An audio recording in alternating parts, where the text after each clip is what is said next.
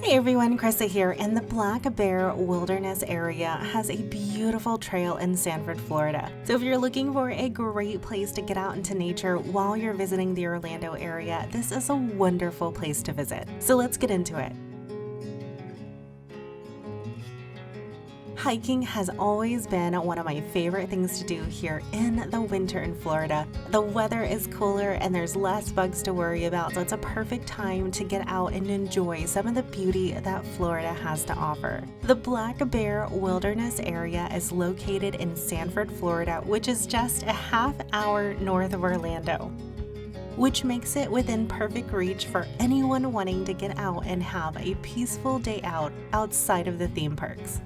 The Black Bear Wilderness area features approximately 1,600 acres and a variety of wetland habitats within the floodplain of the St. Johns River, and is open from dawn until dusk and is completely free to visit. We came here on a Sunday morning and got there not long after the trail opened. You are able to bring your dogs here on a leash, but if you do, you'll have less chance of being able to see wildlife if you do bring them along. The day that we went, the air was nice and chilly, and we were lucky enough to be some of the first people out on the trail. Before heading out, you'll want to make sure that you put on enough bug spray, especially if you're heading here over the summer. Since we visited during the winter, the bugs weren't too bad during our visit, but I would absolutely make sure that you spray some on just in case, because this trail does go over quite a number of wetlands, and wherever there are wetlands, there's usually going to be a ton of mosquitoes and plenty of other bugs, so you'll want to be prepared. If you do have hiking boots, I recommend wearing them. With how uneven the trail can get at times, there are plenty of chances to have your ankles slip on a route, and hiking boots would definitely help with that. There is an overview of the map at the trailhead next to the parking lot, and you can get a copy of it if you want, which is what we did just in case. There is a 7.1 mile loop here, and at 0.1 miles in, you'll have to make a decision on if you're going to want to go clockwise or counterclockwise around the loop. If you're not planning on doing the entire trail, but do want to at least take in the prettiest parts, you'll want to go counterclockwise. If you are planning on doing the entire trail and want to save all of the prettiest sights to the end, then you'll want to go clockwise, which will help keep you going as you get to the end of the trail. By the way, if you are finding this information helpful, I would love it if you can hit that like button and subscribe if you would like to get more ideas like this to do in my beautiful state of Florida. We weren't quite sure if we were going to do the entire trail during our visit, so just in case, we did decide to go counterclockwise just to make sure that we got at least the most beautiful section next to St. Johns River. The trail itself alternates between this natural trail and boardwalks, and I do have to say the start of this trail is absolutely beautiful, and I can see why it is so popular.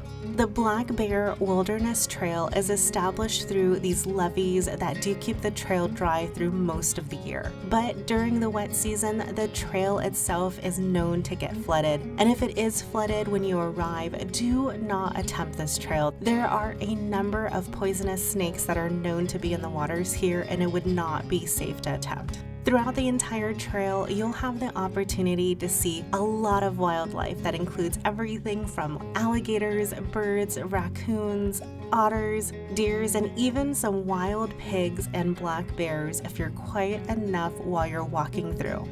There were too many people on the trail by the time that we got deep enough to be able to see any wildlife, so if you do want a chance to see any of them, make sure to get there as early as possible.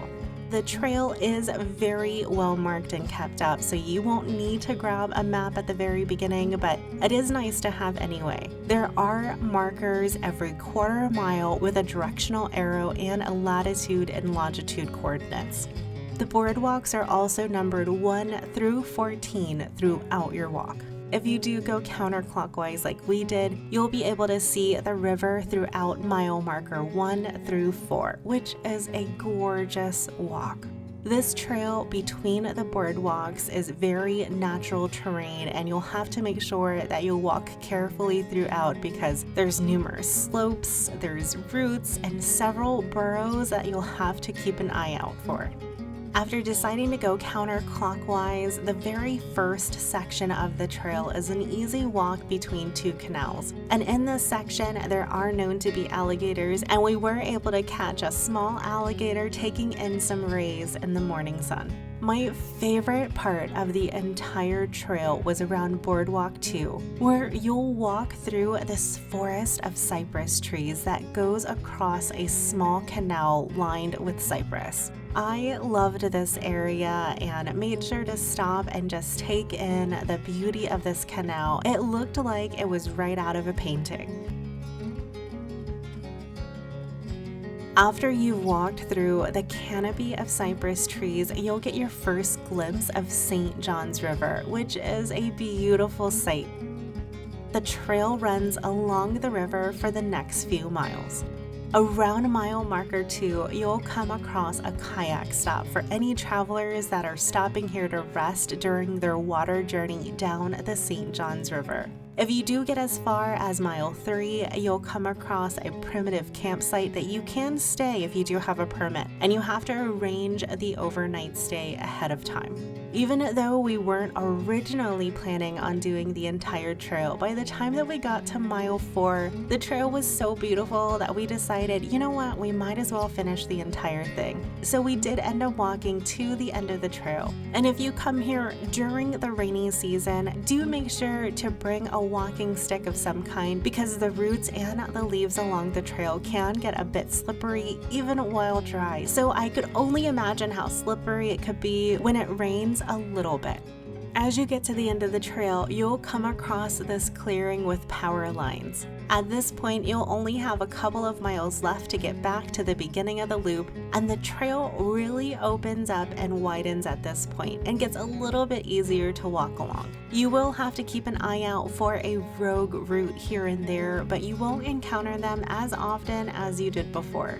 In your last mile of this trail, you'll head back towards the canal as you make your way to the very beginning. This trail really is absolutely beautiful, and I loved the change of scenery from the lush palms to the cypress trees and even the canopy of oak trees as you walked through each of the changes. If you are looking for another amazing natural place to visit nearby, you'll have to check out my overview of Wekiva Springs that just popped up on the screen. Wekiva Springs is a beautiful park with miles of natural trails, and not to mention this beautiful crystal clear spring. Until next time, everyone, I hope you have an amazing day and go out and enjoy some Florida sunshine.